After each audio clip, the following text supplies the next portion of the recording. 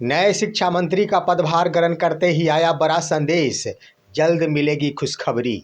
दोस्तों नमस्कार, मैं हूं आपका दोस्त एसके चौधरी।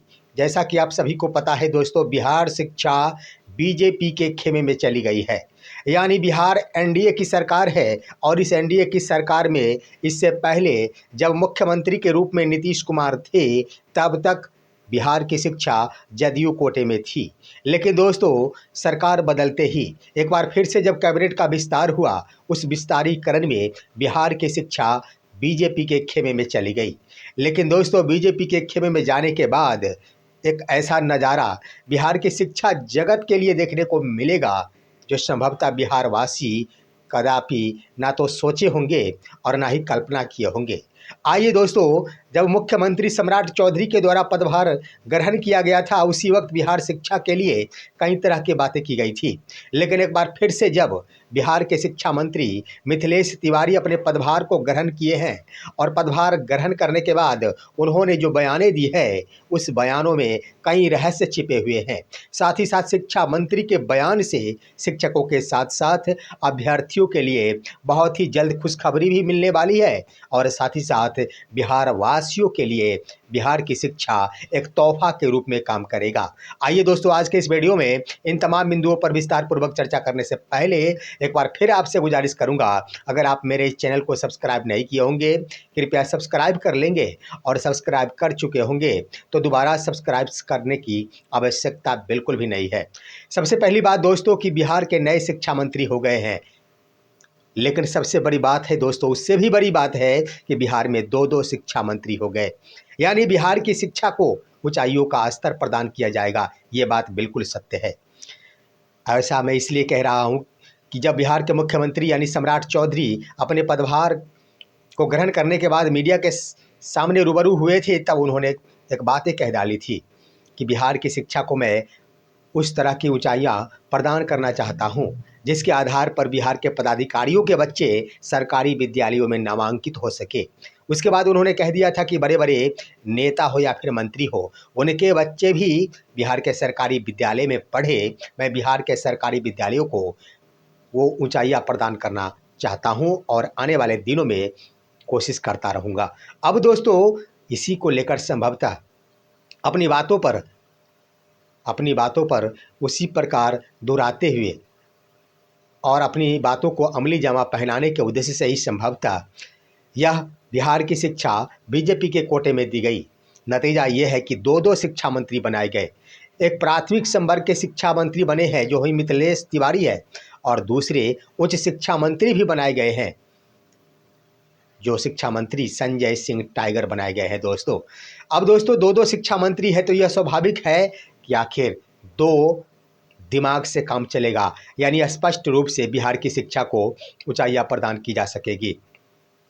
अब आइए दोस्तों, बिहार के नए शिक्षा मंत्री जो प्रारंभिक स्तर के शिक्षा मंत्री का मतलब ये हुआ कि सिर्फ प्राथमिक और मध्य नहीं दोस्तों, यानी प्राथमिक, मध्य माध्यमिक और उच्चतर माध्यमिक जितने भी इंटर स्तरीय स्कूल्स हैं, उन तमाम के मंत्री होंगे मिथिलेश तिवारी।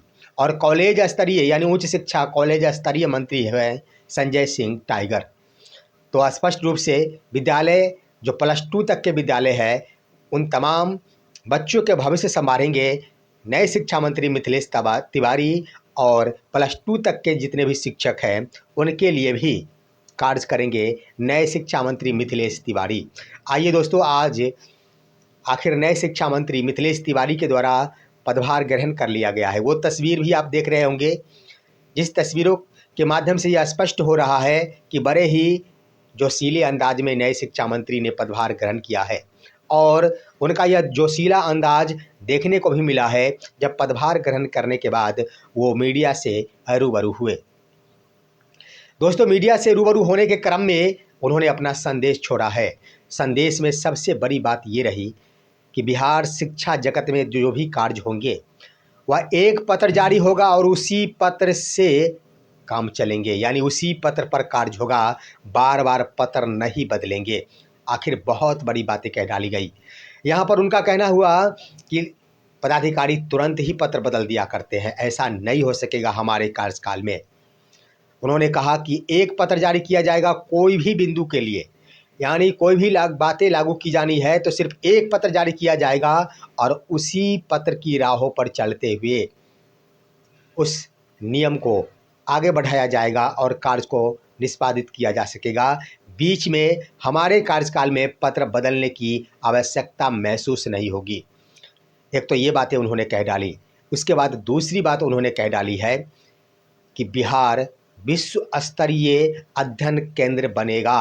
अब दोस्तों बड़ी बातें कि बिहार को विश्व स्तरीय अध्ययन केंद्र बनाया जाएगा, यानी बिहार में इस तरह के अध्ययन की व्यवस्था की सकेगी, अध्ययन और अध्यापन की व्यवस्था, जिससे पूरी दुनिया में बिहार की शिक्षा का नाम रोशन हो सके। नए शिक्षा मंत्री का यही दूसरा संदेश आया है। तीसरी बातें भी उन्होंने कह डाली है। उनका कहना यह भी हुआ है कि जो भी कार्य होगा वह मिल बैठकर और आपसी सामंजस्य के आधार पर होगा। साथ ही साथ एक अन्य बातें शिक्षकों के लिए उन्होंने छोड़ डाली है कि शिक्षक जब विद्यालय में जाएंगे तो विद्यालय में जाने के बाद वो सिर्फ इतनी बातें कहेंगे कि मैं सिर्फ यहाँ पढ़ाने नहीं आया हूँ, मैं भारत का निर्माण करने आया हूँ। इस उद्देश्य से शिक्षकों को विद्यालय में जाकर अध्ययन और अध्यापन का कार्य करना होगा।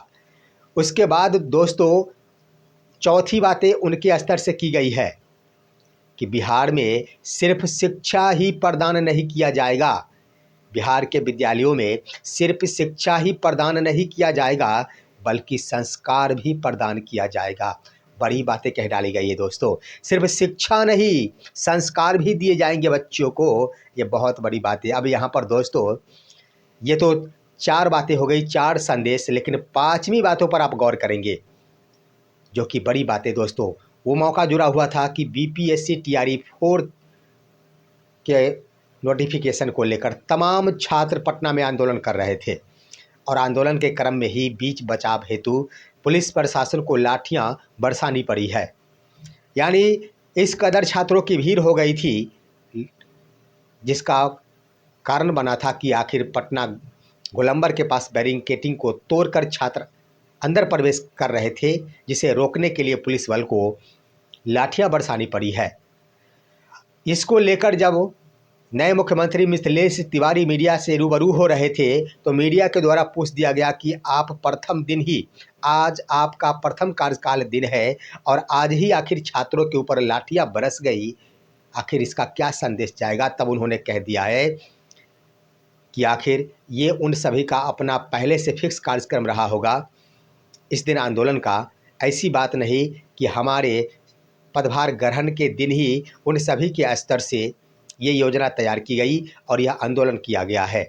फिर भी उनका कहना ये हुआ तोहफा के रूप में कि उसके बाद भी अगर छात्रों के ऊपर लाठियां बरसाई गई है तो कोई ना कोई समस्या उनके साथ है।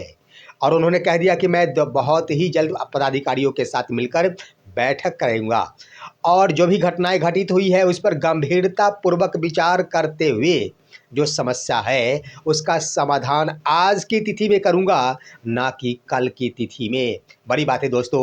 उनका ये भी कहना हुआ कि छात्रों के लिए खुशखबरी, अभ्यर्थियों के लिए खुशखबरी कि निश्चित रूप से उनकी समस्याओं का समाधान किया जाएगा। दोस्तों शिक्षा मंत्री के बयान से स्पष्ट हो गया है कि जो टीआरई 4 के नोटिफिकेशन को लेकर आंदोलन चल रहे थे उस पर विराम लगेगा, क्योंकि छात्रों की डिमांड है कि जितनी जल्द हो सके टीआरई 4 का नोटिफिकेशन जारी किया जाए।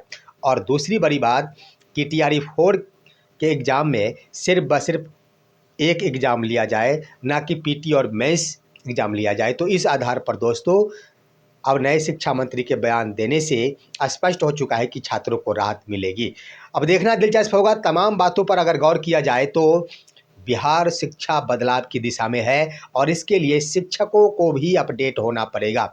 नए शिक्षा मंत्री के पदभार ग्रहण करने से, नए शिक्षा मंत्री आ जाने से, बीजेपी कोटा में बिहार की शिक्षा चले जाने से ये भी बात सत्य है कि शिक्षकों को हमेशा अपडेट रहना होगा, शिक्षकों को अपनी जिम्मेदारी निभानी होगी।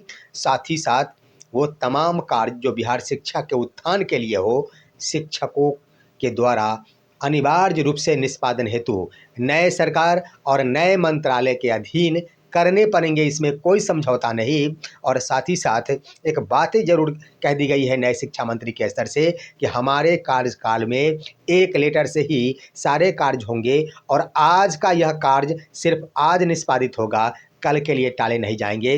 तो इन बिंदुओं से स्पष्ट ये भी हो रहा है कि शिक्षक भी कल के रूप में किसी भी बिंदु को नहीं टालेंगे। ये स्पष्ट है कि शिक्षक किसी भी बिंदु को, किसी भी कार्य को कल के लिए नहीं टालेंगे। और नए शिक्षा मंत्री के बयान से शिक्षकों की समस्या हो, बिहार के छात्रों की समस्या हो, वो भी कल के लिए नहीं टाले जाएंगे। आज ही उसका समाधान हो सकेगा। देखना है आखिर यह कहाँ तक लागू हो पाता है। आज की खबर यहीं तक। आप सभी हमारे इस वीडियो को लाइक कीजिए, अन्य दोस्तों के पास शेयर कीजिए और अब दीजिए अपने दोस्त को इजाज़त। नमस्कार।